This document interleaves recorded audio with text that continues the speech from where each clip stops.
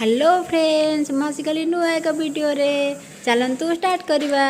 गोटे दिन आगुरी अरुआ चाउल पत्र रखीदा तार गोटे पेस्ट तैयारी करदे। ये आलू बॉइल करके तार गोटे पेस्ट तैयारी करदे। दुटा मिक्स करदे। अरे ये तो बिरी ना मु बरा केमती करी मु तो बिना बिरी बरा तैयारी करछि ना। तापर कौन करिया पियाज पकेदबा, जीरा पकेदबा, कंचा लंका पकेदबा, धनिया पत्र तो मोर नाही आ लुण पकेको जमार भूलिएनी। तापर सब तक मिक्स करदबा।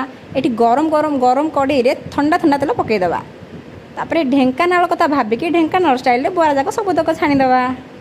देखुं के रेड रेड देखा जाऊँ पूरा टाण टाण अलरेडी मोर हो गला। ताकू कौन करिया टमाटो सॉस रे सॉफ्ट करदबा। देखो केते सॉफ्ट ये बरा बिना बिरी देखो एत बढ़िया सॉफ्ट जदि हो पार बरा तो आम निश्चित ट्राए करा दरकार।